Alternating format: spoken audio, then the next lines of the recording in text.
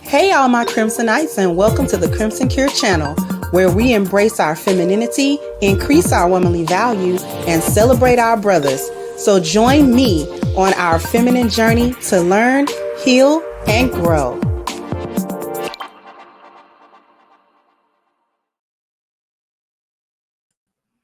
Hey there, my Crimsonites, and welcome to the Crimson Cure channel. I'm your hostess, femininity coach, and author of The Crimson Cure, and this is my perspective. So we got a clip here of Alexis Sky. Most of you may not know her, but she's like a social media, Instagram. Sometimes she be on reality TV, this type of chick. And she's a hyena. She do all kind of, the typical stuff that you can think of, right? So in this clip, where this is an interview with, I forgot the show. I forgot, it's something wife. I forget the name of the show, but this guy's popular. He interviews people, and she's on here. In the clip of this interview, I want you guys to hear what she has to say, and we may go ahead and like pause as she's talking so that we can really get into it. So let's go. Let me get my thoughts together. Yeah.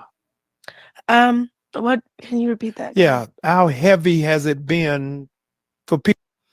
My apologies. I'm wrong about who this guy is. He reminds me of somebody else, but they're saying that it's Jamal Bryant. I'm not familiar with him. His set, it looks kind of similar to the other guy. But anyways, we can keep going. People are trying to critique, is this real? Is this for show? It was never fake. My encounter with God was real. Yeah. I was just really just in a space where I was dating somebody, and I'm not going to say any names, and I'm thankful for this person because it was never that I never believed in God. I just wasn't really close to him. And it was somebody that was in my life that had an influence. And, I was so focused on being a wife and being loved on and being wanted that I was just like, okay, well, I have to change who I am in order for this person to accept me. Yeah. And I was more so focused on that versus my walk with God. I was doing it more for what that person wanted, you know? So I'm like. So let's pause right there. So first she says it wasn't fake, and then she says she was doing it for the man that she was with. Okay. There's some man that she was dating, and apparently he wanted a certain kind of woman, a woman that she is not. And before I go in on her trying to fake be something that she not in order to be with a man, or in order to try to be a wife by some man, it dealing with her, whoever this man is, why come to a woman that has stripped? Why come to a woman that be on Instagram?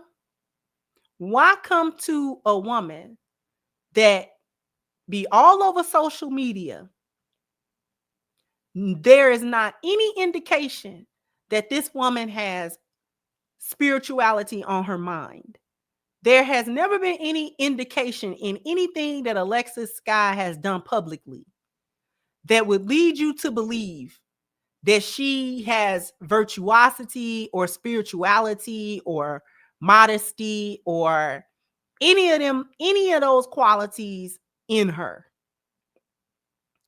So as a man who is interested, I suppose, in getting a woman who has wife qualities, the fact that you entertained Alexis Sky for this purpose, what was he thinking? I wonder what was he thinking. I would like to pick his brain, because that needs to be studied. I want a lioness. I want a woman who is going to be good in a wife's role. So let me go over here to where the thoughts are at. and see if I can try to transform one of these thoughts into a wife. When this is a known fact that you cannot turn a hoe into a housewife. You cannot do it. I don't care what kind of man you are. Okay? You and being masculine and being whoever you think you are has no effect. This woman was willing to fake an entire spiritual transformation just so that you could pick her, and you didn't pick her because probably you realized this was not a wife material. But duh,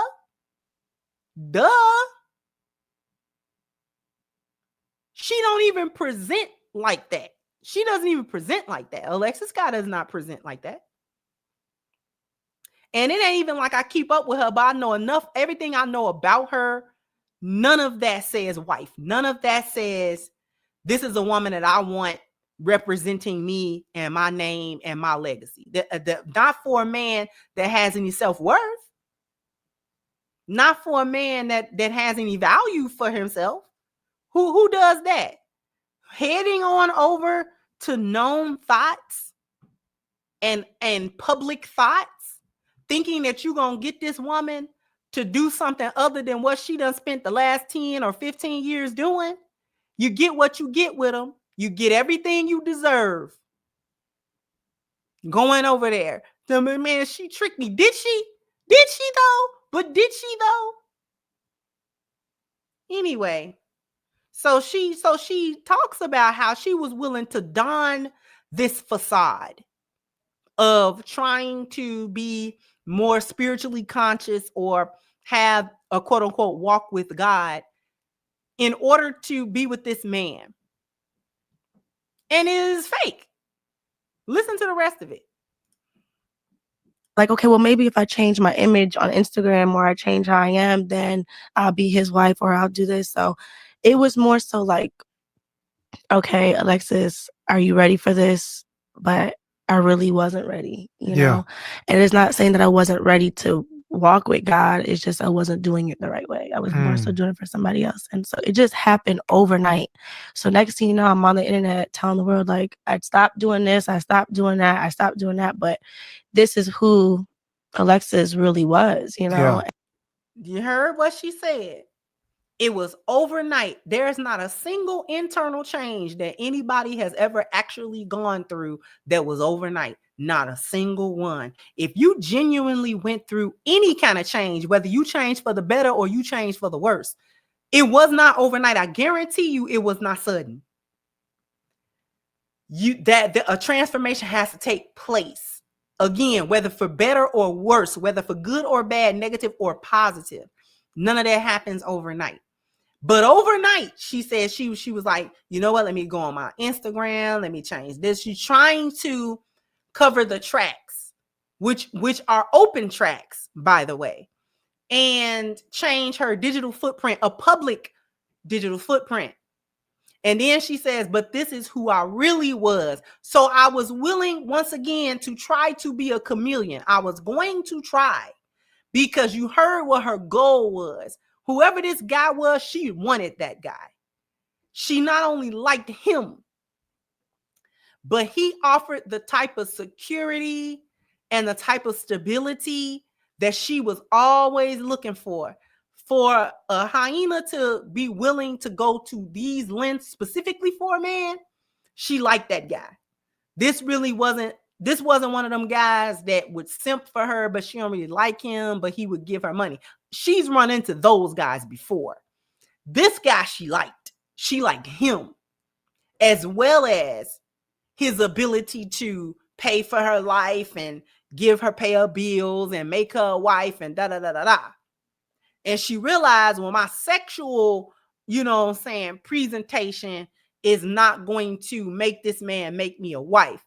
He's looking for other qualities. Let me see if I can fake these qualities long enough for him to marry me. And I was changing myself for somebody else and not for me. And that person had a major impact. And I don't regret it because that was what was supposed to happen. But just coming from, I used to dance. I've been in trafficking, and just the lifestyle that I've came from, that's all I know. So people can't fault me for being on the internet, showing this or doing this or having an OnlyFans or doing that, because that's all I was taught. I never went to college. Yeah. So now you're gonna hear her go into the excuses as to why she's been a whore, why she's been a sex worker, why she's been a dancer, why she has an OnlyFans, why she has done these things, as if college was the only other way to avoid these things. You avoid all of that stuff when you don't want to do it. As a woman who has been broke to the point of hunger, like real hunger, not just hungry for the day, but hungry, I don't know when I'm going to eat. And when that sex working spirit not in you, you don't think of that as a way to feed yourself. You don't think of that. You think of any other way, even like the hardest labor that you could possibly do as a woman. You don't think of it.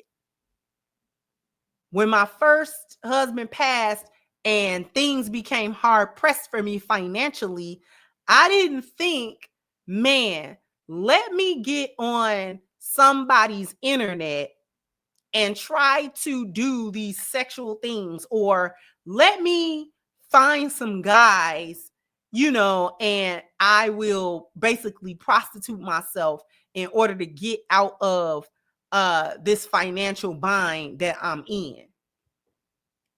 I started driving Ubers. I borrowed money from like a family member, and I do not like doing that at all. I don't like asking people for nothing and nothing, no matter how much I need it.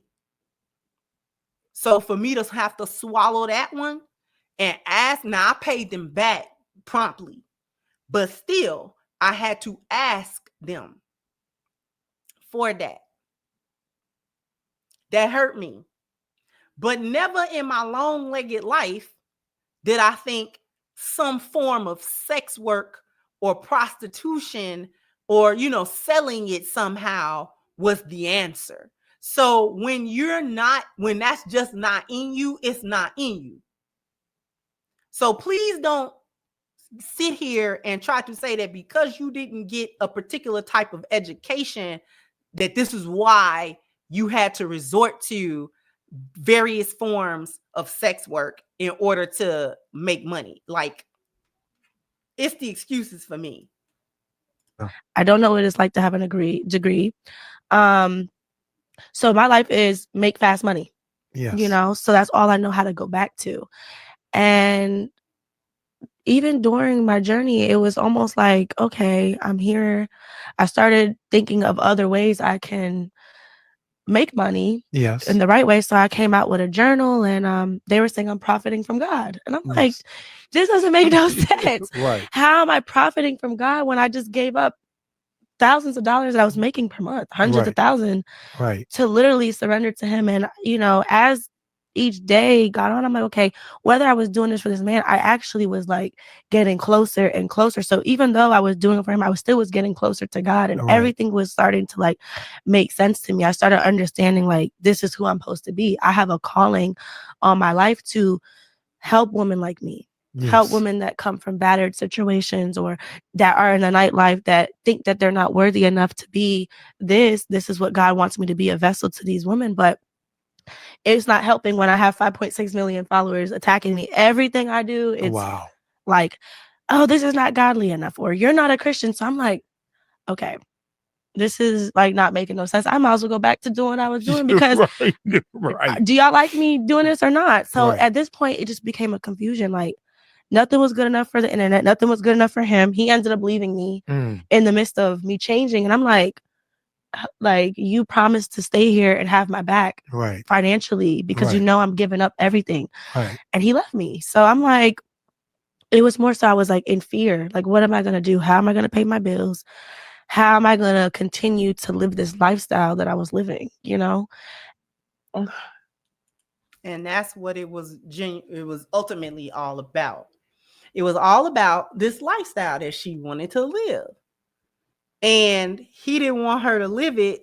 He demanded that she couldn't be a sex worker no more. She had to be some other kind of woman that she is not. And so, according to her, he left her in the middle of this transition that she's trying to make. But even then, she's trying to do things for the approval of others. She's trying to do it for him. She's trying to do it for the gram. She's trying to do it for her followers' approval. But your followers not gonna approve of that, because the following base that you have was predicated upon your sexual presentation. They didn't come there to hear you try to be a Christian. They came there to see your booty and to see you do whatever it is you do on OnlyFans and all of this other type of stuff. That's what your fan base is about. Your fan base is not a Christian fan base or a religious fan base or a spiritual fan base. You know what I'm saying? So of course they are going to call cap on all of this stuff, because what? And basically said when he left, she went back. She went back to, you know what I'm saying, doing what she was doing. And then tried to say, well, maybe I could do a journal, or maybe I could do da. Here's the thing. If you gonna get right with God, I encourage anybody. I don't care what kind of hoe you been. You could have been the hoe of the world. If you're going to go back to God, please go. Please go. I'll encourage anybody to get closer to the Most High. I would never discourage nobody or say that somebody can't get close to the Most High. That's his call. That's Allah's call, or who he gonna forgive and who he ain't. That's not in my ministry, and it ain't none of my business. But to expect the world or other people to like champion you and things of that nature, they're not gonna do that. Even if you're sincere, they're not going to do it. This is why people was trying to call cap on Britney and saying she was Muslim. Now, even I had my doubts about that, especially at first, because she just popped up with a hijab on. And I'm like, what is that? Right?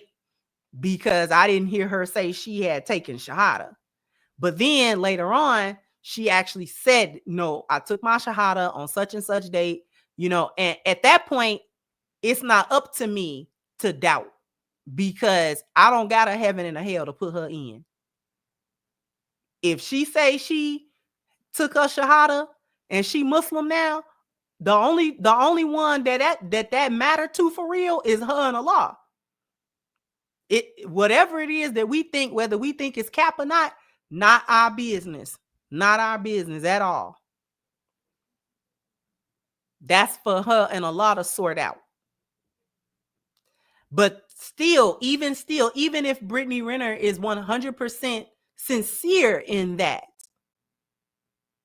the world, the audience, her audience, or her past audience, or whatever the case may have been, they're going to always look at her sideways and call cap. They're going to do it. She going to have to be devout for years. Usually back in the day, these types of women, because a religiosity and things of that is usually a whore's final form. When everything runs out, she ain't got nothing left but to go to God.